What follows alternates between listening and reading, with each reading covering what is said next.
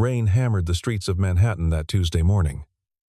Inside a weathered yellow cab, Callista Morgan adjusted her expensive red dress and glanced at her platinum watch as the taxi turned onto a side street.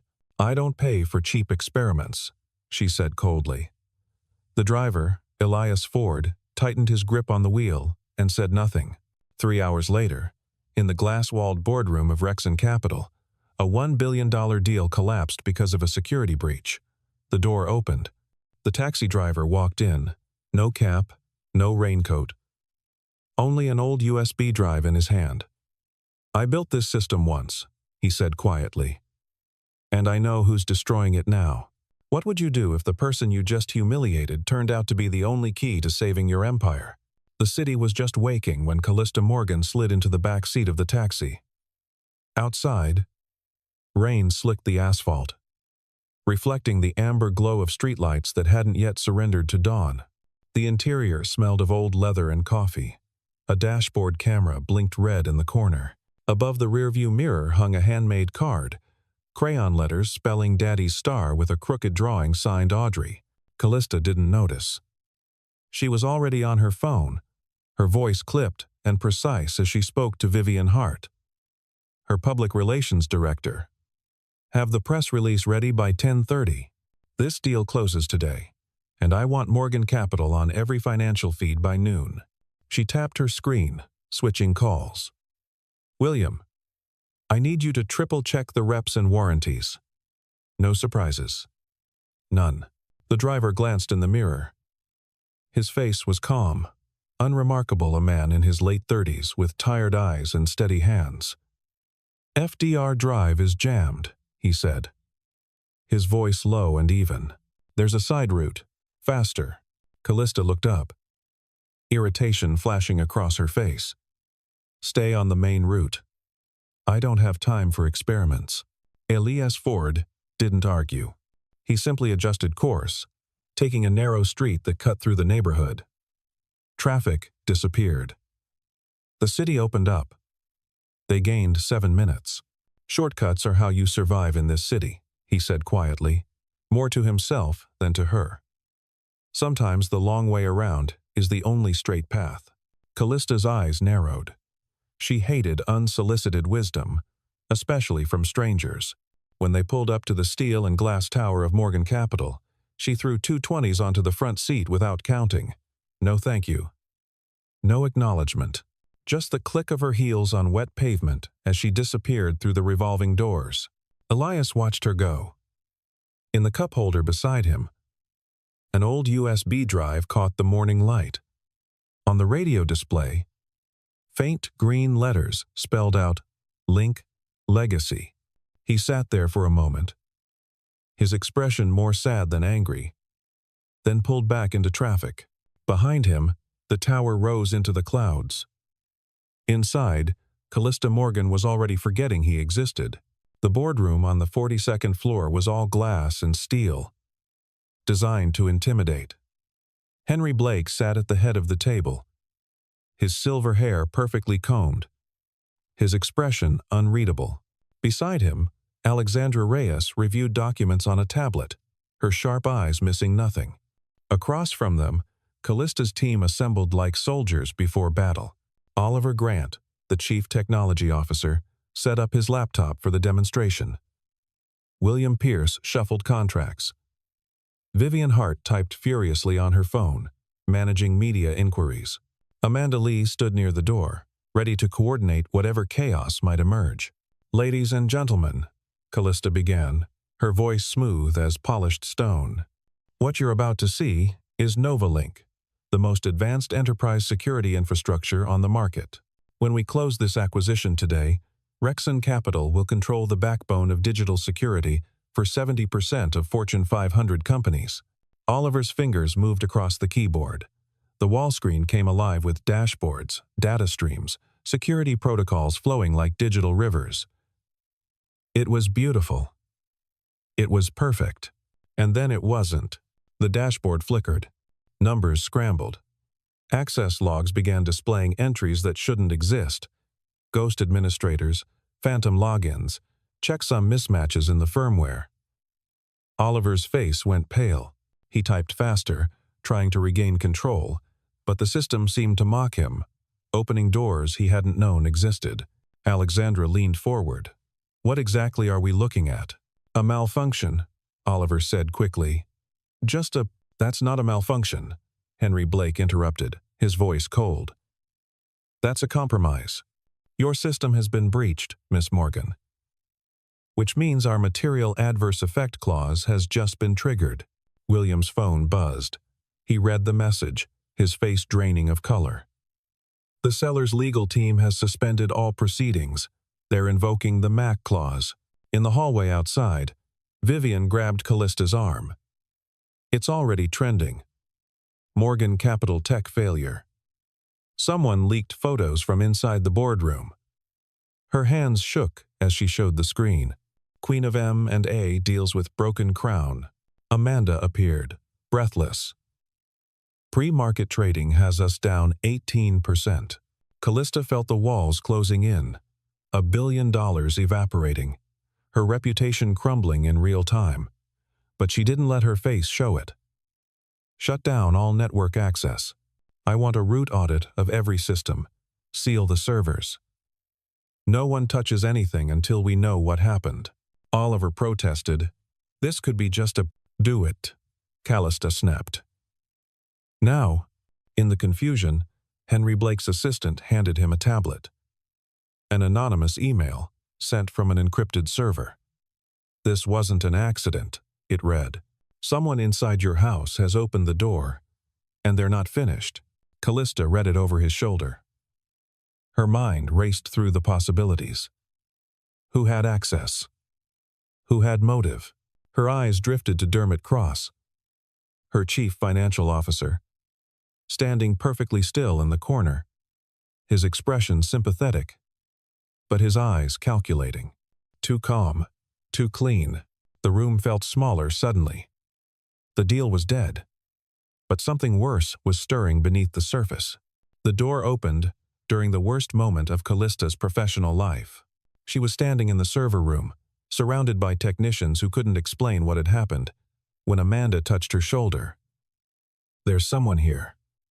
He says he built the original system." Callista turned, expecting a consultant, maybe a former employee.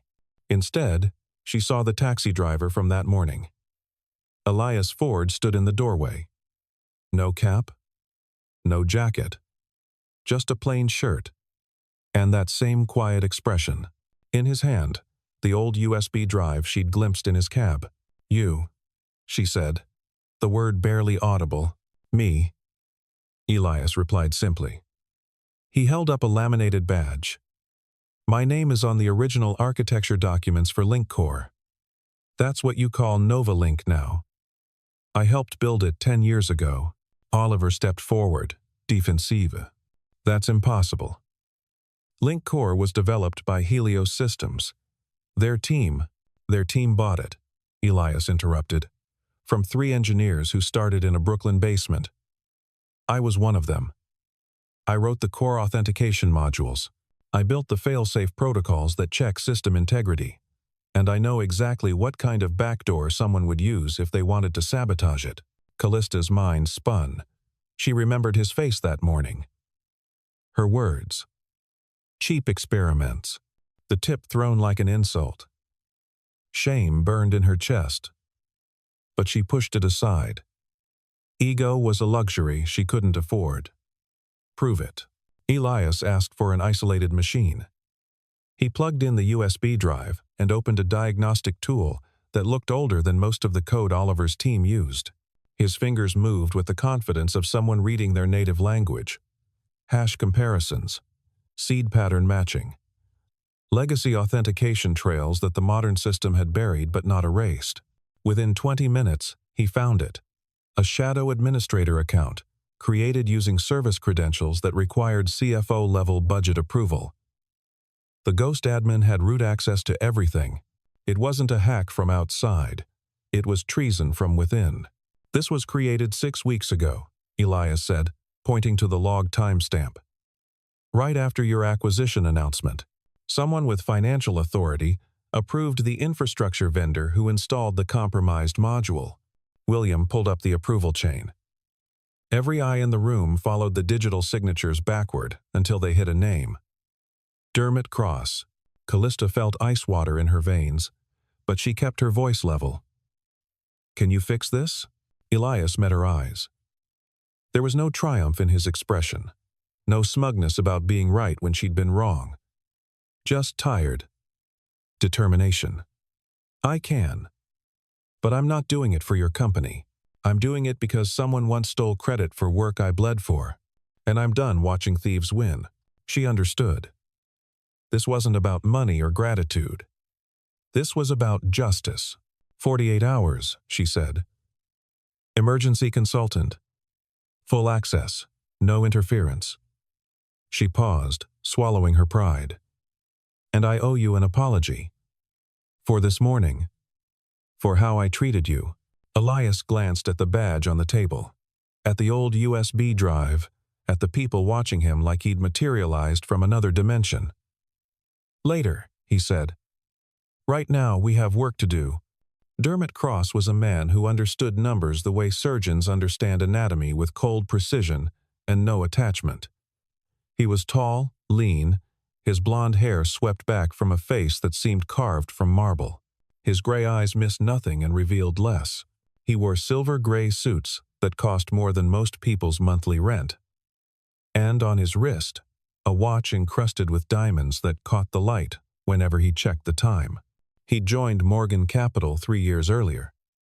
Recruited from a prestigious advisory firm with a reputation for turning distressed assets into gold. What Callista hadn't known, what no one had known, was that Dermot had been an advisor to Helios Systems during the LinkCore acquisition. He'd been in the room when 3 young engineers had their inventions stripped away for a fraction of its value. He'd watched them protest, watched them lose, watched them disappear. And he'd learned that loyalty was expensive, but betrayal could be profitable. His plan had been elegant. Use his position to approve infrastructure vendors who owed him favors.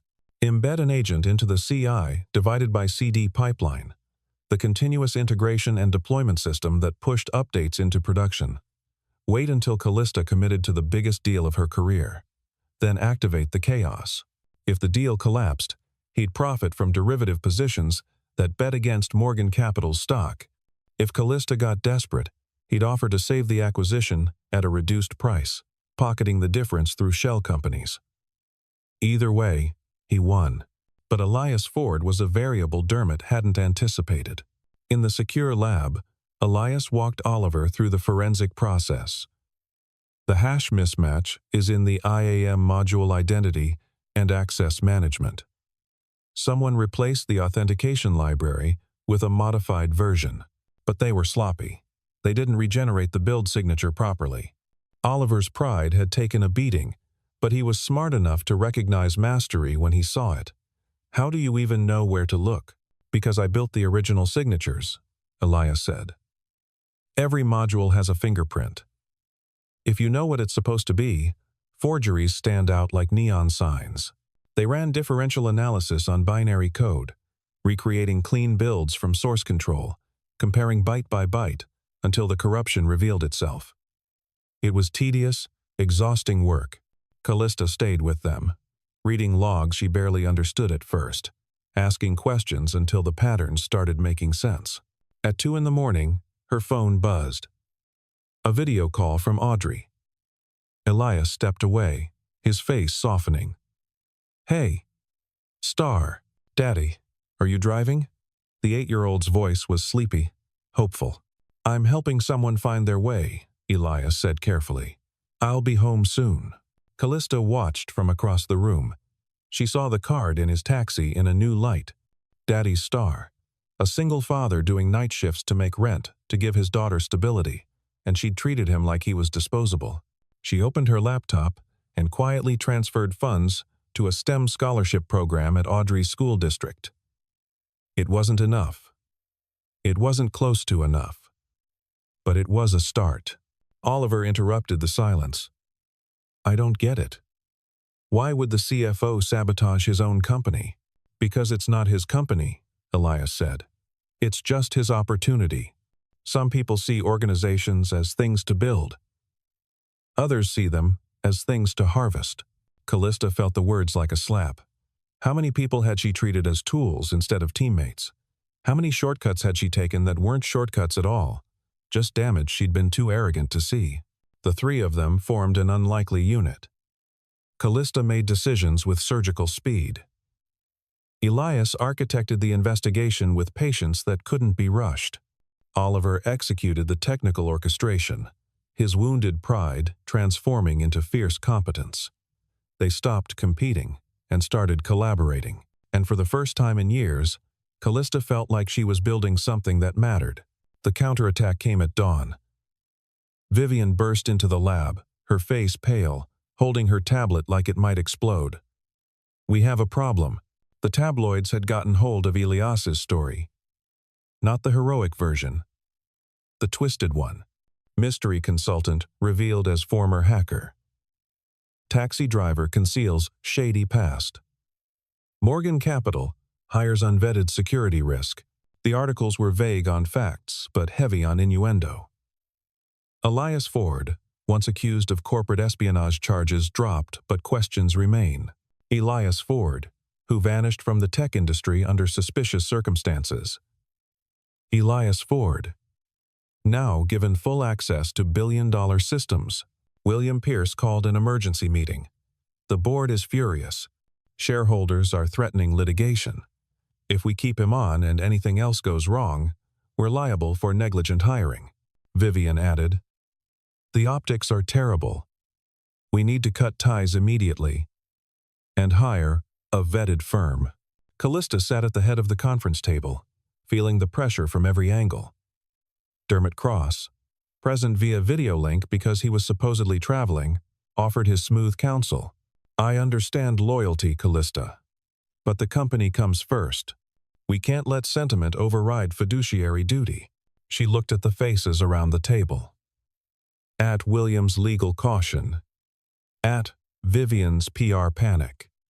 At the silent board members, who saw only liability and risk. And she realized Dermot had orchestrated this perfectly. Drive Elias away. Isolate Callista from the one person who could expose the truth. Then finish whatever endgame he'd planned. We're suspending the consulting arrangement, she heard herself say, effective immediately. The relief in the room was palpable. But Callista felt sick. She found Elias outside the building, rain falling in sheets, soaking his shirt as he walked toward the street. Elias, wait. He turned. No anger in his face. Just resignation. You made the smart play, he said. I'm a PR nightmare. Better to cut losses. I'm sorry, Callista said, and she meant it with a depth that surprised her. I have to protect the company. I know, Elias replied, but you're about to learn the same lesson twice, Miss Morgan. Once when you underestimated the cab driver. And now, when you trust the wrong people out of fear. He walked away into the rain. She stood there watching him disappear and felt a crack in her chest that had nothing to do with business. Back in the server room, things deteriorated rapidly. Without Elias's guidance, the ghost admin escalated privileges, locking critical communication channels with Rexon, purging audit logs, creating chaos that Oliver couldn't contain fast enough. The system wasn't just broken anymore. It was being weaponized. Callista worked through the night, but every solution felt like grasping smoke. She'd made the safe choice, the politically correct choice, and it was destroying everything. At 3 a.m, she admitted the truth to herself. She'd failed Elias twice, once out of arrogance, now out of cowardice. She found him at the taxi depot in Brooklyn, sitting in his cab under flickering fluorescent lights. When he saw her approach, soaked from the rain, still wearing her ruined red dress from 2 days ago, he didn't look surprised. I was wrong, she said simply. Both times. I need your help. Not because of the deal. Because I don't know how to fix this without you. And I'm asking really. Asking not as a CEO, but as someone who made terrible mistakes and wants to do better. Elias studied her for a long moment. Then he reached into the trunk and pulled out a hard drive. I kept a snapshot. From before, the agent embedded itself. It's not complete, but it's clean. We can use it to build a parallel system, a mirror that lets us trace exactly what Dermot's doing without him knowing we're watching. Why? Callista asked. After everything, why help me at all? Because walking away doesn't fix the problem, Elias said quietly. It just leaves him free to hurt the next person. And because my daughter asked me tonight what kind of work I was doing, I told her I was helping someone. I don't want to have to explain that I stopped halfway. They drove back together, not as executive and consultant, but as partners who'd both been humbled by their own limitations. The plan was surgical. 3 steps, executed with the precision of a heist film. First, use Elias's clean snapshot to construct a ghost mirror system, a parallel network, that shadowed the compromised infrastructure without touching it. This would let them observe Dermot's moves without alerting him. Second, plant a beacon in the hidden tunnel that only the original architects knew existed. When Dermot logged in to make his next move, the beacon would activate, recording every command, every transaction, every digital fingerprint. Third, patch the back door, using the failsafe protocol Elias had built into the original code a decade ago. Lock Dermot out, while simultaneously capturing evidence of everything he'd done. It required physical access to the server room. Real servers, not virtual machines, which meant badges, cameras, security guards, and a very narrow window when maintenance crews rotated shifts at 4 in the morning. Amanda created a diversion, reporting a fire alarm malfunction on the 38th floor that pulled security attention downward. Oliver maintained the uplink, keeping their shadow network stable. Callista sat at the master console, her fingers poised over controls she'd only learned to operate 3 days ago. Elias worked directly on the kernel level, writing code in real time, adapting to every twist in Dermot's architecture. And then Dermot Cross himself appeared. He strode into the server room at 4:47, confident in his access, certain of his control. When he saw them, his expression didn't change. He simply smiled, that cold, calculated smile. "Callista," he said smoothly, "working late? And you brought your taxi driver. How quaint." "It's over, Dermot," she replied, her voice steady. He laughed. Actually laughed. "Is it? Because from where I'm standing, you've just trapped yourself. Breaking into your own server room with an unvetted consultant. Tampering with evidence. This will finish what I started." He moved to a terminal, entering commands with practiced ease. He thought he was purging the final audit trails, covering his tracks. What he didn't know was that every keystroke was being recorded on the ghost mirror. Every command traced, every crypto wallet transaction exposed, every shell company revealed. The large monitor above them flickered to life. Elias's beacon had worked perfectly. On screen, the complete map of Dermot's conspiracy. Timestamps of the embedded agent. Financial transfers to offshore accounts. Contracts with the corrupt vendor. Derivative positions, betting against Morgan Capital. The whole architecture of betrayal laid bare in scrolling logs and transaction receipts. William Pierce stepped out from behind the server rack, phone in hand. He'd been streaming everything to federal investigators waiting 3 floors below. Dermot's face finally changed. The mask cracked. "You'll go down with me, Callista. Everyone knows you authorized this infrastructure. Your company bought the compromised system."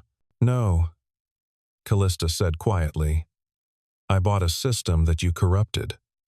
I hired a CFO who betrayed his fiduciary duty, and I made mistakes in judgment that I'll answer for. But I'd rather fall with the truth than stand on a foundation of lies." 2 federal agents entered. The handcuffs reflected the monitor's blue glow as they secured Dermot's wrists. He said nothing else as they led him away, but his gray eyes promised that this wasn't over, that the lawyers would fight, that powerful men always found ways to win. Callista didn't care. For the first time in years, she felt clean. Rex and Capital reopened negotiations within 72 hours. Henry Blake was cautious but impressed. You exposed fraud in your own company rather than hiding it.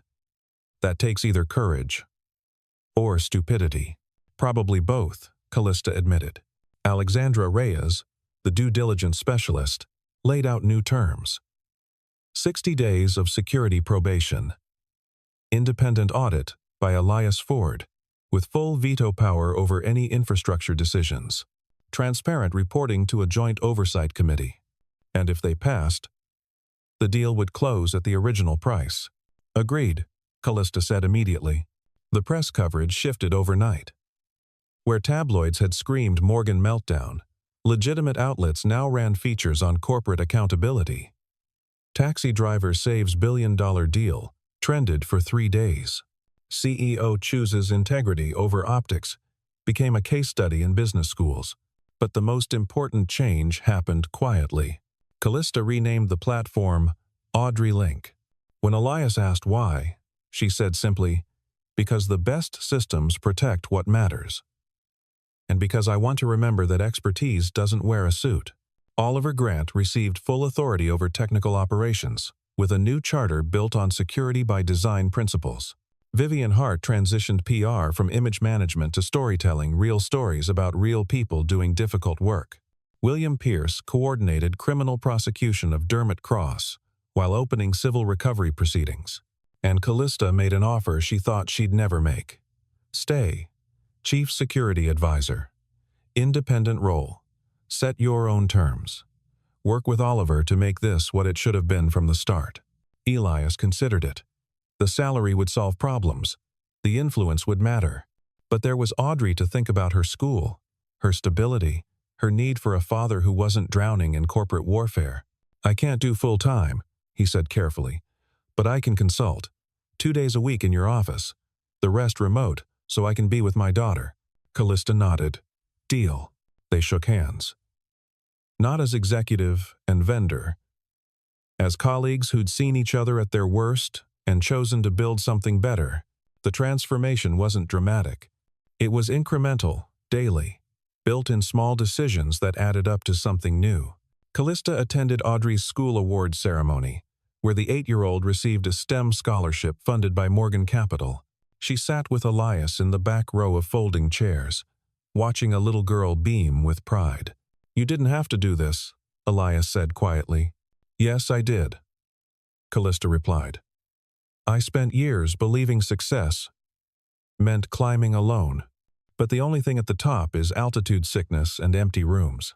They had lunch sometimes. Not business lunches. Real ones. Pizza by the slice. Coffee that wasn't espresso. Conversations about things that mattered: loss, fear, the weight of responsibility, the cost of ambition. Elias told her about his wife. About the cancer that came fast and left faster. About the choice to step away from tech. To prioritize being present for Audrey over chasing the next innovation.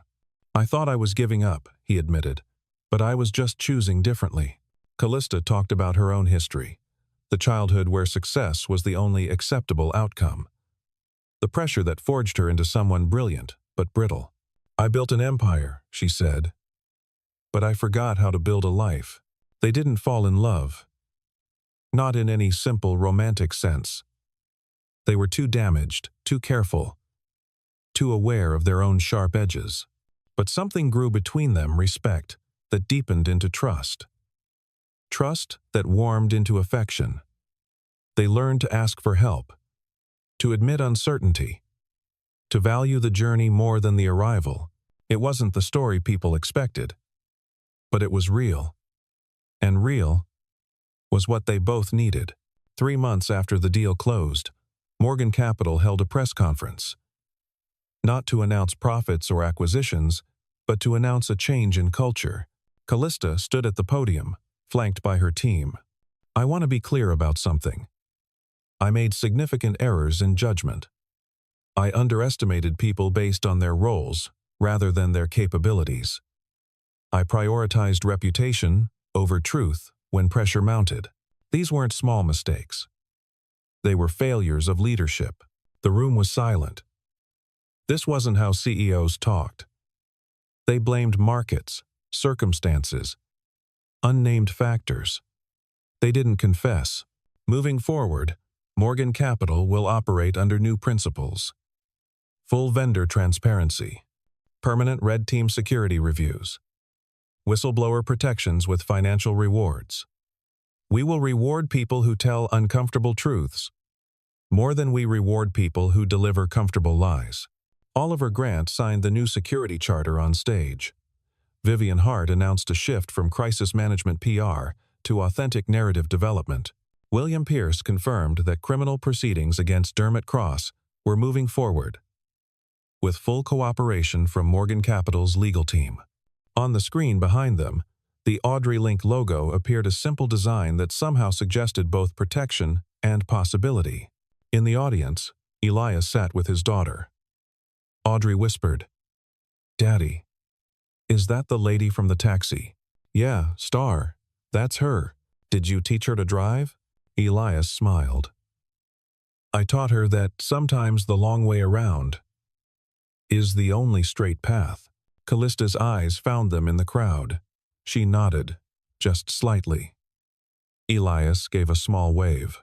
Audrey, oblivious to the billions of dollars and corporate intrigue, gave an enthusiastic thumbs up. The applause was genuine. Not the polite corporate clapping of obligation, but real appreciation from people who'd watched someone choose integrity when expedience would have been easier. After the conference, Callista found Elias on the roof terrace. The city stretched out below them, steel and glass, and 8 million stories unfolding simultaneously. "Thank you," she said. "For everything." "Don't thank me yet," Elias replied. "We're just getting started. Real security isn't a system you install. It's a culture you maintain. Every day. Forever." "I know," Callista said. "Which is why I'm counting on you to keep me honest." They stood there for a while, watching the city move below. Not as adversaries, not even as colleagues. As two people who'd found each other in the middle of chaos and decided that maybe, just maybe, they could help each other become the versions of themselves they'd always wanted to be. Sunset painted Brooklyn in copper and gold. The yellow taxi rolled across the bridge, carrying 3 passengers this time. Audrey sat in back, reading aloud from a newspaper article her teacher had saved. A taxi driver taught a CEO that the shortest distance between 2 points isn't always a straight line. She giggled. "Daddy, that doesn't even make sense."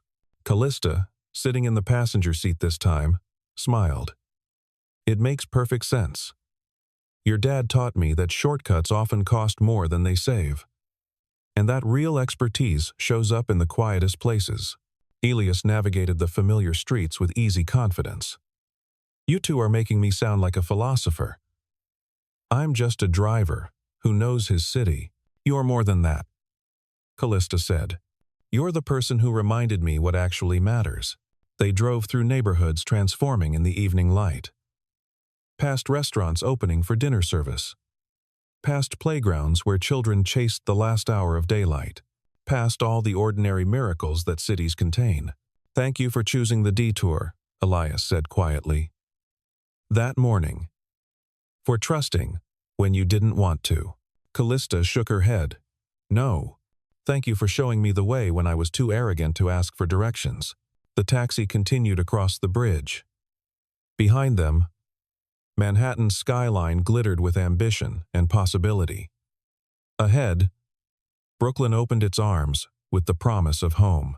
In a city that worshipped titles and positions, that measured worth in square footage and stock options, the truth remained stubbornly simple. Value doesn't announce itself. Wisdom doesn't demand attention. And sometimes the people who save you are the ones you almost didn't see. The story of Callista Morgan and Elias Ford became legend in business circles. Not because of the billion-dollar deal or the dramatic conspiracy, but because it reminded people of something they'd forgotten. That expertise can arrive in a taxi. That humility is more valuable than confidence. That the detours we resist might be exactly where we need to go. The city moved on, as cities do. New deals were made. New dramas unfolded. But in a modest office in Morgan Capital, A small plaque appeared on Callista's desk. It read simply, "The longest way around is sometimes the shortest way home." She looked at it every morning. And every morning, she remembered the rain, the taxi, the driver she'd dismissed, and the lesson that almost cost her everything. In the end, we're all just looking for direction. The question is whether we're humble enough to take it from unexpected guides. Night fell over the bridges and boulevards. The taxi's taillights disappeared into traffic, and somewhere in that vast, churning metropolis, a little girl told her father she wanted to build things that protected people. An ex-CEO learned that power means nothing without purpose, and a quiet man who'd once been invisible reminded the world that the most important journeys start when we admit we're lost. The city sparkled. The story continued. And in 1,000 small ways, people chose differently because two strangers had collided in the rain and decided that maybe, just maybe, they could trust each other enough to find a better way forward.